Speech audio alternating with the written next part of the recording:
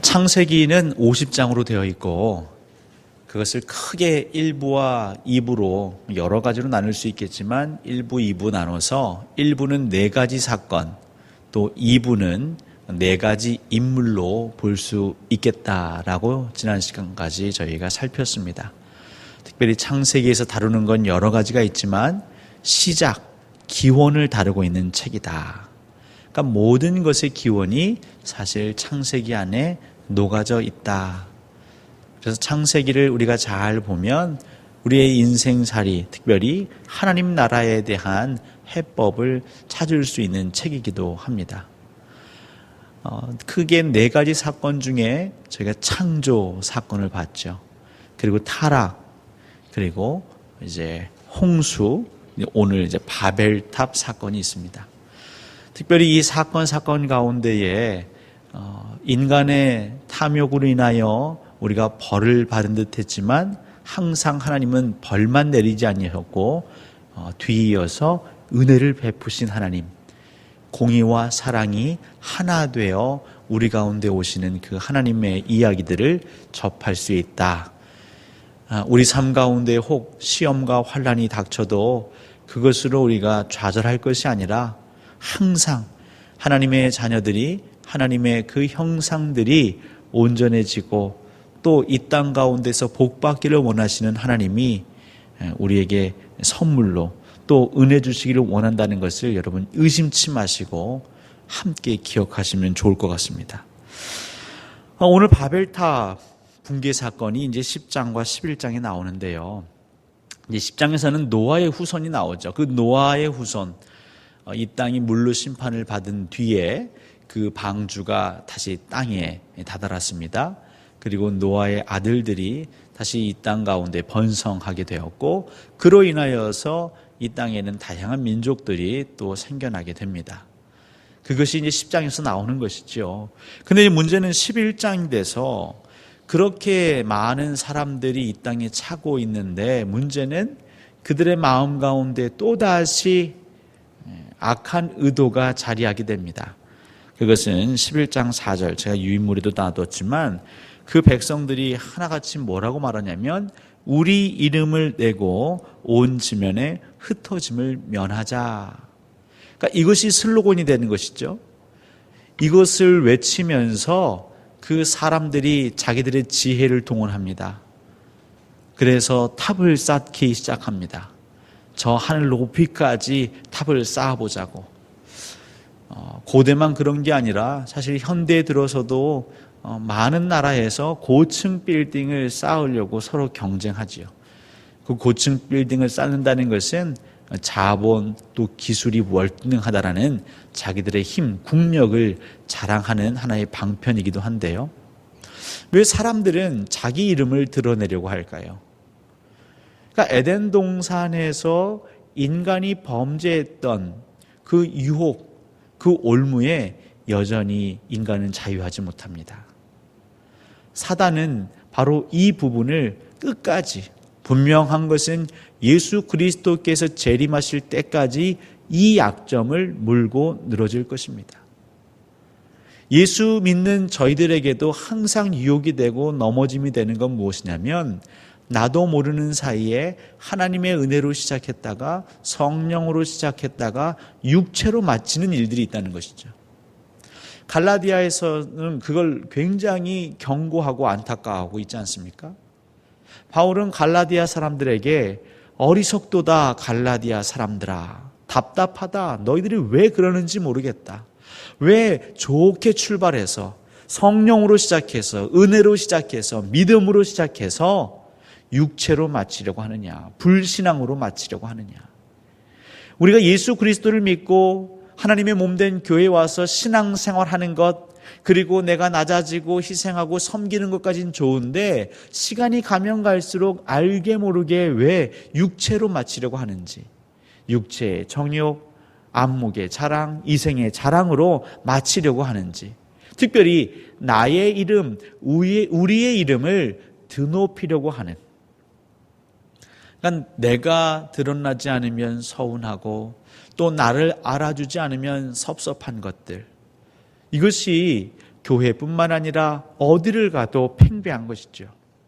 세상은 그렇다 쳐더라도 저와 여러분, 우리가 함께 있는 이 교회에서만큼은 우리가 이런 우를 범해서는 안 되겠습니다.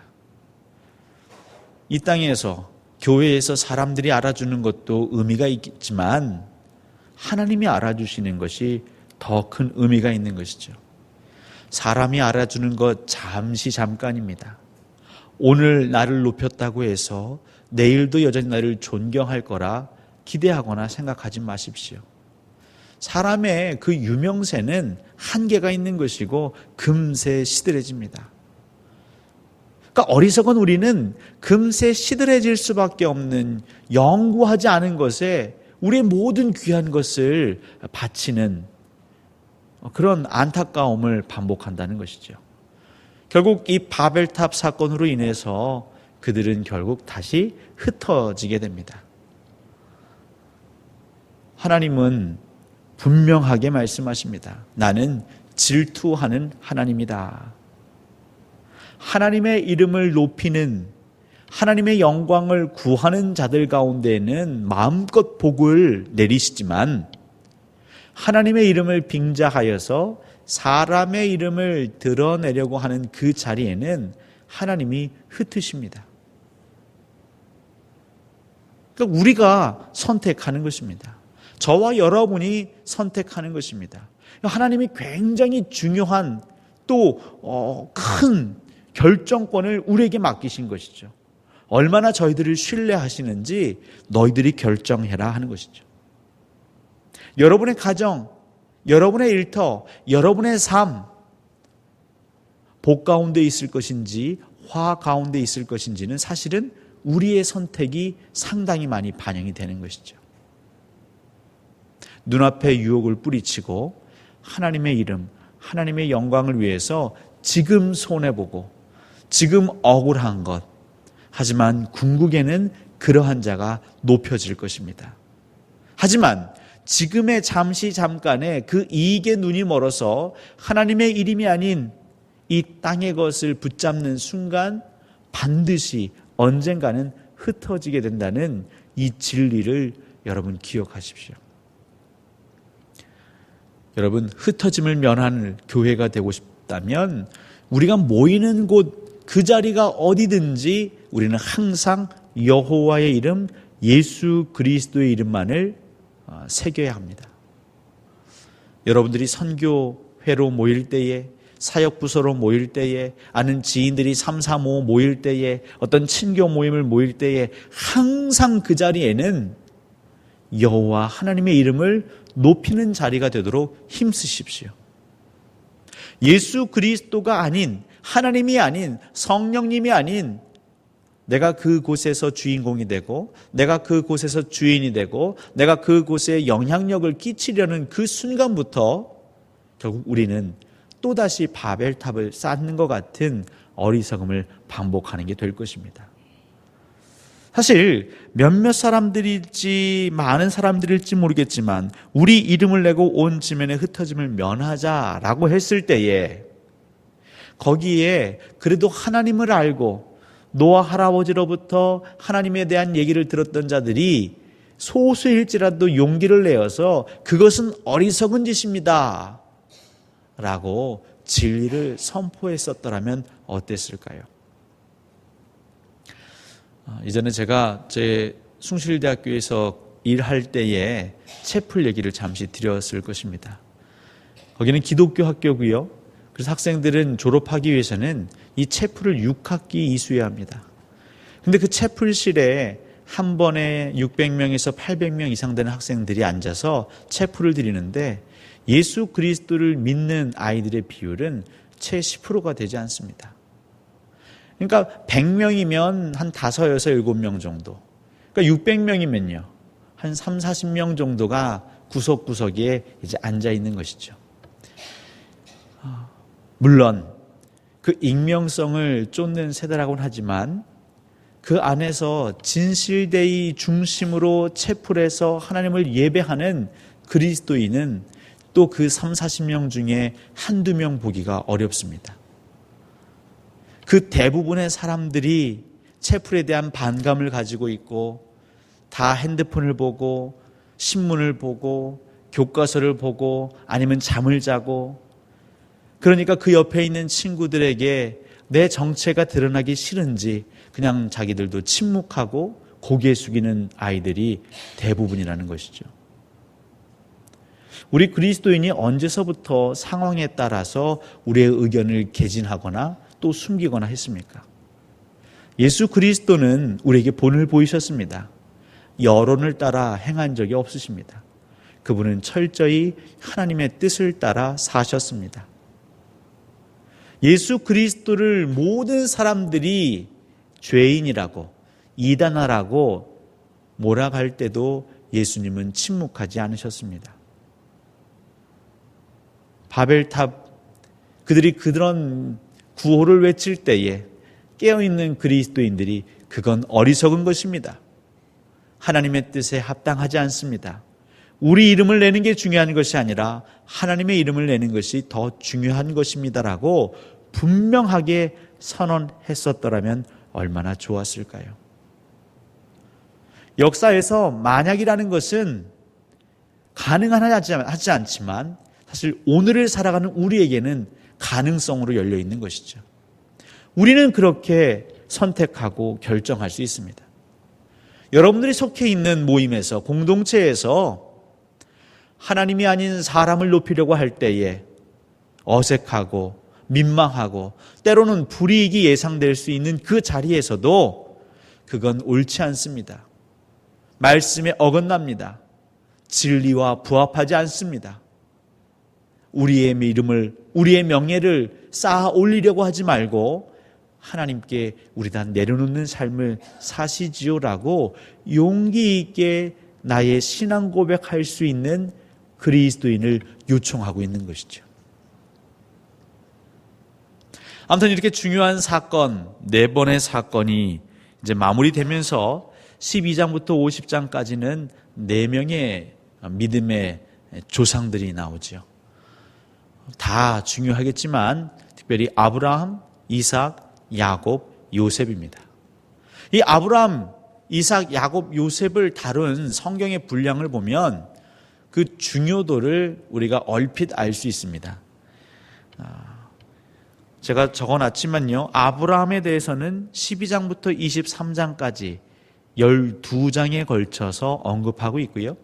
이삭에 대해서는요, 24장부터 26장까지 3장, 또 야곱에 대해서는 27장부터 36장까지 10장을, 그리고 마지막 요셉에 대해서는 37장에서 50장까지 14장을 할애하고 있습니다. 물론 여기에 야곱도 등장하고 또 다른 사람들도 등장하지만 그래도 주 되게 언급하고 있는 인물을 따진 것입니다. 먼저 아브라함입니다. 아브라함은 우리가 믿음의 사람이라고 하죠. 특별히 그 믿음의 사람이라고 할 때에 하나님께서 그 모든 것을 본토 친척 그 아비 부모의 집을 떠나 여호와께서 지시할 땅으로 가라. 내가 너로 복이 되게 하겠다. 너로 모든 민족이 복을 얻을 것이다 라는 그 약속 하나 믿고 아브라함이 떠나서 우리는 그를 믿음의 사람이라고 하는데요. 그 아브라함의 여정이 어땠는지 여러분 잘 아실 것입니다. 그는 갈대아 우르 출신이었습니다. 그러다가 아버지와 함께 하란에 왔지요. 근데 그 하란에서 하나님을 만나고 그때부터 그 믿음의 여정을 떠납니다. 그 아브라함이 우르, 하란, 세겜, 그리고 애굽, 다시 가나안 땅으로 이렇게 여정을 하고 있는데요. 그 여정의 길이를 따져보면 약 2,400km 정도 됩니다. 여러분 2,400km를 그 당시에 그냥 도보로 이동했다고 생각해 보십시오. 지금도 운전을 해서 2,400km 다니는 게 결코 쉽지 않을 것이고요. 많은 위험이 도사리겠죠. 자동차 사고, 졸음운전. 근데 이 당시는 육지로, 도보로 가면 중간에 어떤 기후를 만날지도 모르고요. 어떤 도둑을 만날지도 모릅니다. 무엇보다 2,400km를 묵묵히 걸어간다는 것은 정말이지 대단한 믿음이 아닐 수 없습니다. 불가능에 가까운, 어리석음에 가까운 그 여정을 단순히 하나님 말씀 하나 붙잡고 떠난 것이지요. 그러니까 아브라함에게 있어서 믿음은 무엇이냐면 생명을 내어놓고 그 걸음걸음을 옮기는 것이었습니다. 그러니까 여러분, 믿음의 삶이라는 건 단순히 어떤 취미 생활이 아니죠. 믿음의 삶이라는 것은 우리가 뭔가 조금 헌신하는 듯 봉사하는 듯 흉내내는 게 아니라 생명을 거는 것입니다. 저희가 지난번 사도신경 한번 같이 공부했지요. 특별히 라틴어로 크레도 기억나십니까? 심장을 내놓다, 심장을 드린다.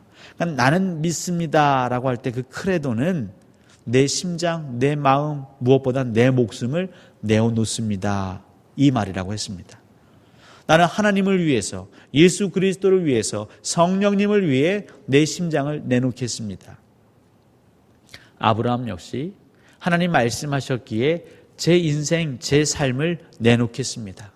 이 여정을 가다가 혹여라도 위험을 만나 생명을 잃을 수도 있는데요, 기꺼이 그 여정 제가 동참하겠습니다. 여러분, 이것이 믿음입니다. 아브라함은 그 믿음으로 살아갔습니다. 특별히 아브라함에게 하나님이 약속하신 것이 있지요. 12장 2절부터 3절 우리가 잘 아는 말씀 밑에 적어놨습니다. 먼저 하나님께서는 큰 민족을 이룰 거라 약속하셨고 복을 주어 또 이름을 창대하리니 복의 근원이 될 것이라 약속하셨습니다. 그러니까 큰 민족을 이루고 이름을 창대하게 하리니, 바벨탑을 쌓으려고 했던 사람들이 사실 추구했던 것이 이거죠. 우리가 흩어짐을 면하자, 우리가 함께 모여있자. 우리가 모여있으면, 사람이 많이 모여있으면 그것이 곧 힘이 되는 것이죠.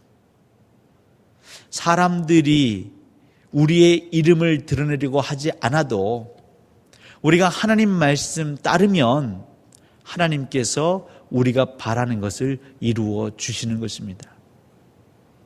먼저 그의 나라와 그의 의를 구하면 우리가 필요로 하는 그 부분을 하나님이 더 잘 아셔서 우리에게 허락해 주시고 챙겨 주신다 약속하셨습니다.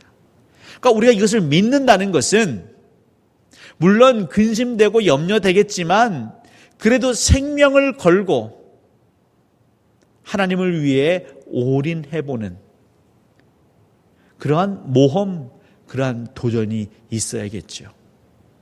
아브라함에게 하신 약속은 결국 우리에게 해주신 약속인데요, 그 뒤이어서 뭐라고 말씀하시냐면 너를 축복하는 자에게는 내가 복을 내리고 너를 저주하는 자에게는 내가 저주할 것이다. 그러니까 아브라함이 누군가에게 상을 주거나 혹은 누군가에게 원수를 갚을 이유가 없습니다. 하나님이 다 하시겠다는 것이죠. 하나님이 그의 보디가드가 되어주시겠다는 것입니다. 우리가 예수 그리스도, 특별히 하나님을 위해서 우리의 생명을 걸면 하나님은 우리를 위해 생명을 거십니다.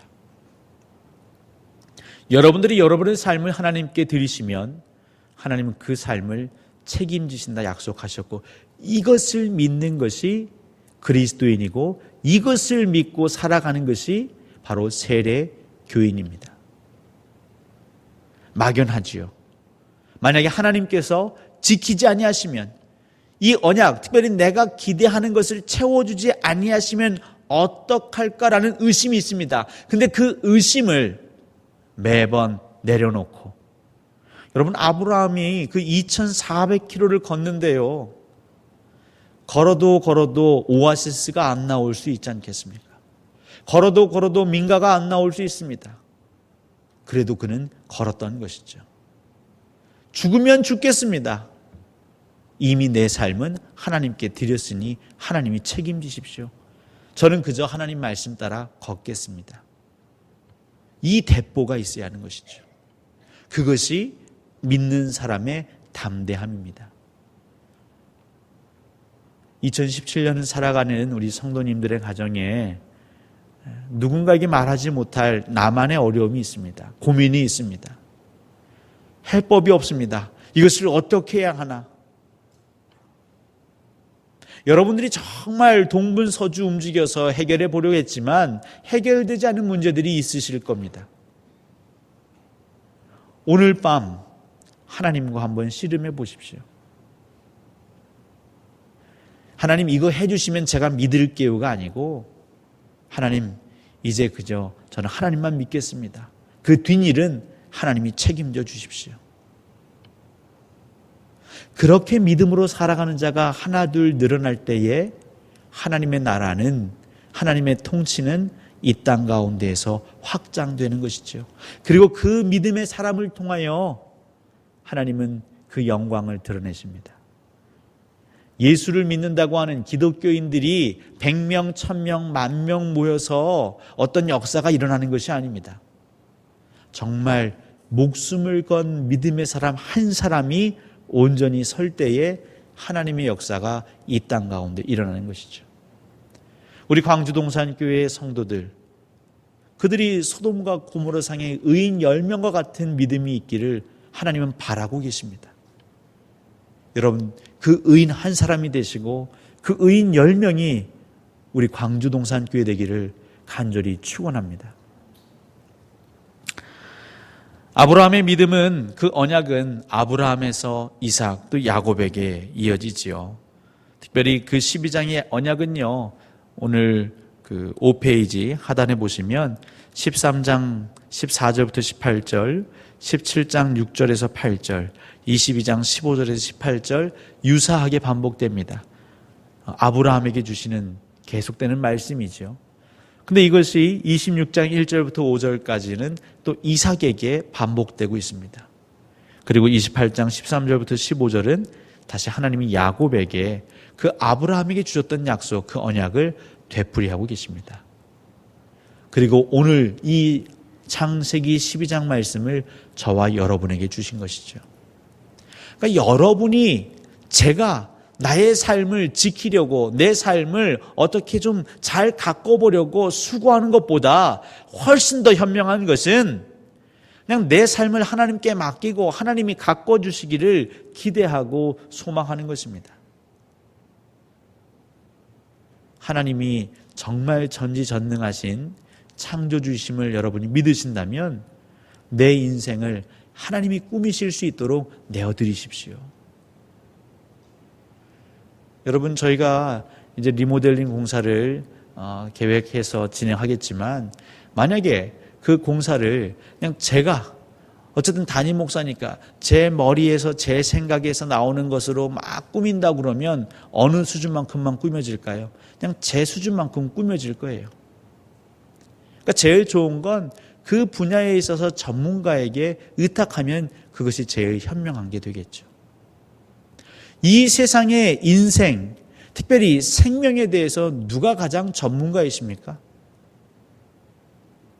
우리는 그 인생을 살아보지도 못했습니다. 우리는 내일이 어떻게 될지도 알지 못합니다. 그런데 내가 내 삶의 주인이 되어서 내 삶을 쌓아보겠다고요?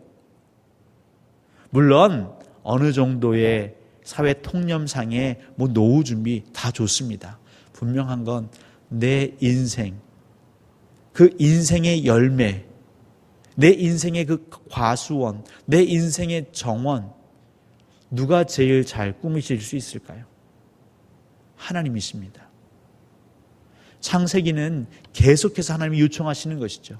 너의 주권을 내게 맡겨다오. 여러분의 생명의 주권을 하나님께 맡기십시오. 여러분의 시간의 주권을 하나님께 맡기십시오. 여러분 재물의 주권 역시 하나님께 맡기십시오. 하나님 보시기에 제일 안타까운 것이 무엇이냐면, 하나님 잠시 우리에게 빌려주신 건데 우리는 착각하죠. 내 것이냐. 내가 시간을 할애하는 것 같고 내가 물질을 나누는 것 같지만요, 그 물질, 그 시간, 그 생명이 나의 것입니까? 진정한 소유라면 내가 그것을 처분할 수 있고 다스릴 수 있지만 우리는 우리가 다스릴 수 있는 게 아무것도 없습니다. 그저 그냥 관리 정도죠. 관리. 건강 관리 정도지 이 목숨, 이 생명을 붙였다 뗐다 할 수 있는 건 사람에게 불과합니다. 여러분, 내게 주신 물질, 이 재물, 내 마음이 좋으면 나누고 그렇지 않으면 그렇지 않고, 주신 하나님이 걷어가실 땐 한순간에 걷어가실 수 있습니다.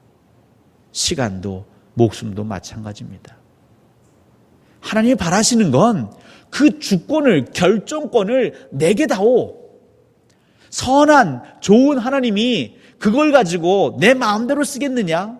너를 피폐케 하겠느냐? 이방의 우상들은 모르겠지만 여호와 하나님께 그 주권을 맡기는 게 훨씬 현명하다는 것이죠. 어린 자녀들 조금씩 커가면 부모님께 막 용돈 달라고 합니다.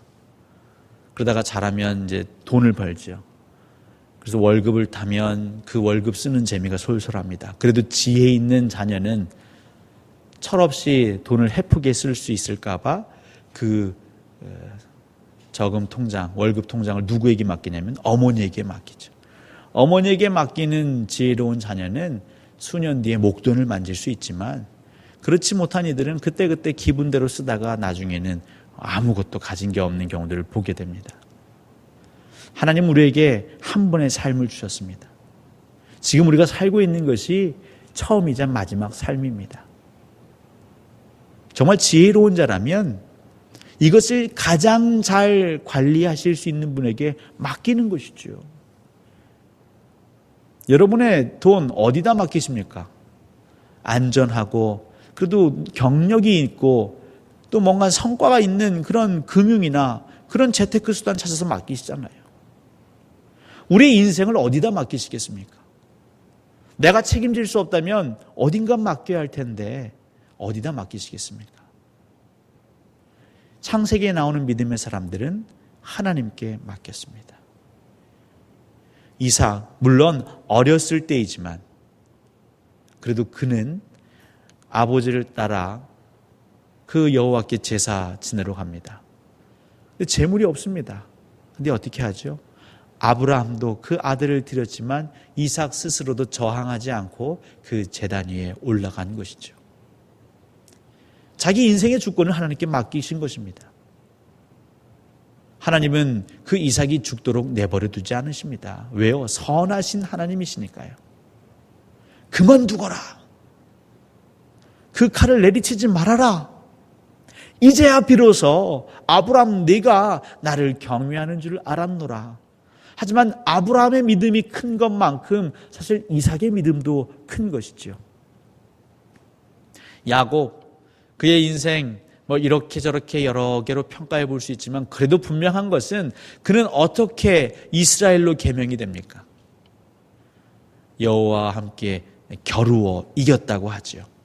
그 이스라엘이라는 것이 여호와와 겨루어 이김이라는 뜻도 있지만 여호와와 겨루어서 하나님과 더불어 하나님과 씨름함으로 강하게 된 것을 의미하기도 합니다. 그래서 그에게는 하나님이 많은 아들을 주셨고 그것이 이스라엘의 12지파가 됩니다. 그리고 그 지파 가운데의 유다 자손을 통하여 메시아가 나시는 그 아름다운 영화로움을 복으로 받는 것이죠. 그럼 마지막 이 요셉입니다. 요셉은 이 성경을 보시면 결점을 찾아볼 수가 없습니다. 이상적인 인물처럼 언급이 되고 있습니다. 37장 3절에 보시면 아버지의 사랑을 받았죠.